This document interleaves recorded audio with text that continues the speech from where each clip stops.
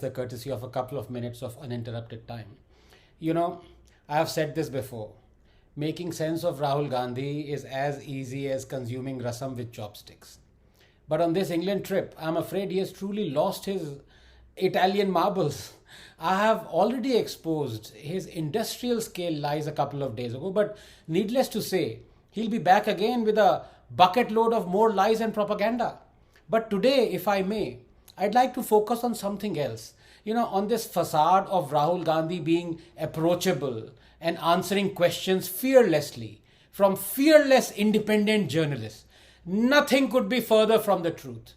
These so-called journalists should be ashamed of themselves. I remember Rahul called a journalist pliant once. Well, his troop of lapdogs that he carries along is not only pliant but also compliant. Let me expose this Gandhi media. Number one.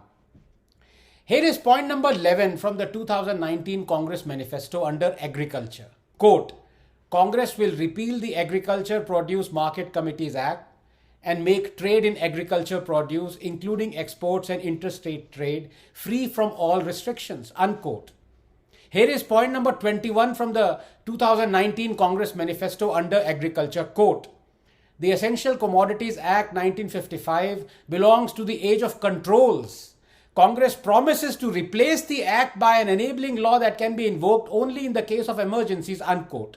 Moreover, the Punjab Contract Farming Act was being applied in Congress ruled Punjab and had been all through the tenure of Captain Amrinder Singh. I now quote from it, quote, the Punjab Contract Farming Act is to provide for improved marketing of agricultural produce through contract farming and to regulate the development of efficient contract farming system by putting in place effective infrastructure for contract farming, unquote.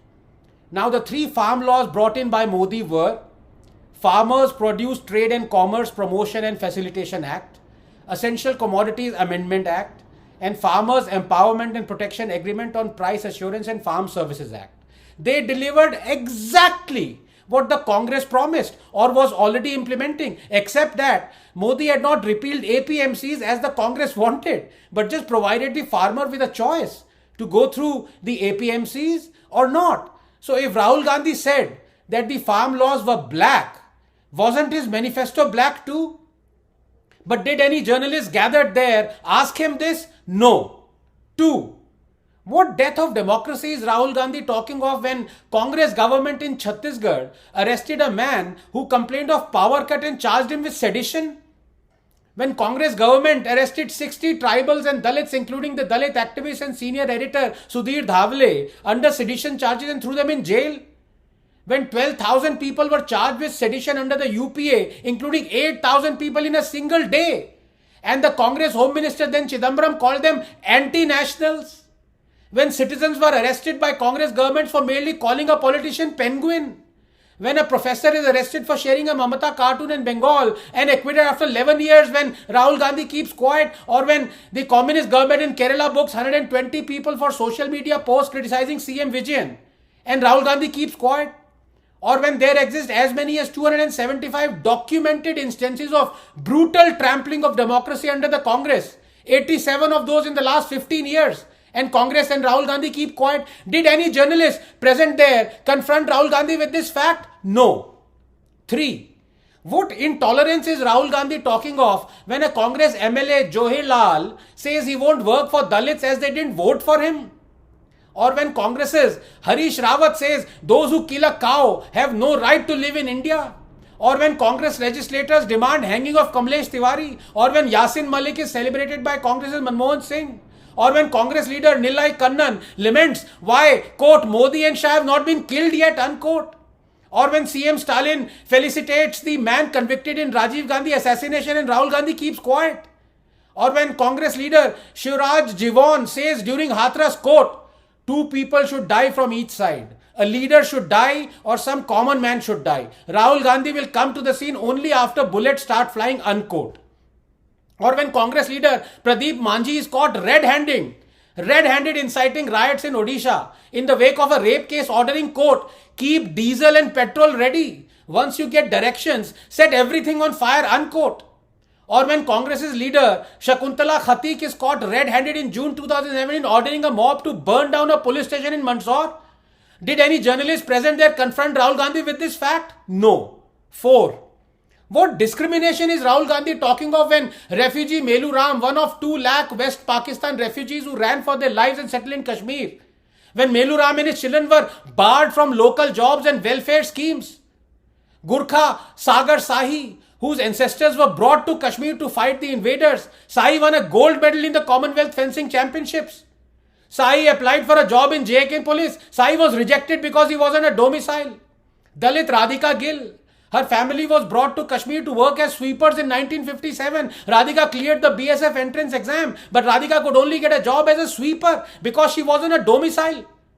For 70 years, the human rights of lakhs of Dalits, Gurkhas, women, Sikhs, refugees were brutally trampled upon by the state. And its politicians, allies of Congress like Farooq Abdullah, who delighted in saying, and I quote, they want to abolish 370 and we'll remain silent. Inshallah, we will fight. We dare them. Allah would want that we gain independence from India. Did any journalist present there confront Rahul with this fact? No. 5. What corruption is Rahul Gandhi talking of? When Modi's BJP was convicted of financial fraud through violating FCRA by the High Court. But it was Congress that supported Modi's retrospective amendment of the FCRA, thereby nullifying the court conviction. And you know why? Because the court had also convicted the Congress of the same FCRA fraud. But did any journalist gathered there ask him this? No. 6. What cowardice towards China is Rahul talking of when China managed to occupy 640 square kilometers of eastern Ladakh during the UPA? Or how between 2010 to 2013, China managed to make nearly 600 incursions into the Indian side? Or why the UPA did not disclose for 3 weeks a Chinese incursion on June 17, 2013 at Chumar for fear of public anger, forcing cancellation of a minister's visit to China? Or how on July 12, 2013, the Chinese entered 28 kilometers deep into our territory at Depsang? Or why the IEF proposal of an airstrike on Pakistani terror hideouts in the wake of 26/11 was ignored by the then Prime Minister as disclosed by Air Chief Dhanoa? Did any journalist present there confront Rahul Gandhi with this? No. 7. Congress is the party that demanded Indian citizenship for Bangladeshi minorities.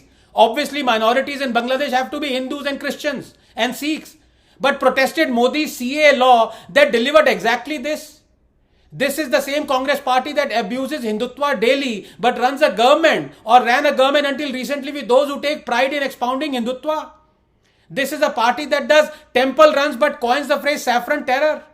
This is the party that opposes the communists in one state but strikes an alliance with them in the other. This is the party that doubts the surgical strikes but says it valorizes the Indian armed forces. This is the party that abuses and mistrusts the EVMs but runs multiple governments because of EVM electoral wins. This is the party that has abused and slandered Adani for years. But now their own governments in Rajasthan and Chhattisgarh are having Adani projects worth 85,000 crores and continuing with them, and have approved a slew of measures to help Adani make billions, including 1,600 hectares of land and multiple power projects. But did any journalist gathered there ask him this? No. 8. Rahul Gandhi says Modi is anti-minority, Well, here is the data. Minorities before 2014, 20,000 skill trained. 5% with government jobs, 3 crore scholarships, 70% girls school dropout rate. Minorities after 2014, 2 million skill trained, 10% with government jobs, 5 crore scholarships, free UPSC coaching, 30% girls school dropout rate, while our Muslim population is 14.2%. As many as 31.3% of homes under Awas Yojana, 33% of funds under Kisan Samman Nidhi, and 36% beneficiaries under Mudra Yojana have been Muslims. Housing, skilling, scholarships, government jobs. No other Prime Minister in living memory has comparatively done more for minorities than Modi. Did any journalist confront him with this data? No. 9. Reverting to the old pension scheme, a poll promise of the Congress that has now returned to power in Himachal will ruin the state's economy. Generations to come would suffer. But does that matter to Rahul? What is telling is that the new pension scheme was implemented by the Congress and the UP in 2005. There occurred extensive deliberations. The then Prime Minister Dr. Manmohan Singh was a votary of it. It was planned and executed under the aegis of Dr. Montek Singh Ahluwalia. But of course, Rahul Gandhi knows more economics than Dr. Manmohan Singh and Dr. Montague Singh Ahluwalia. Montague Singh Ahluwalia has said OPS would lead to a fiscal disaster for states, and that quote, bringing back the old pension scheme is the biggest revenue or freebie invented, unquote. Himachal's debt to GDP is already 43%. It will rise soon. The pension expenditure has risen from 2% of revenue receipts in 80 to 20% now.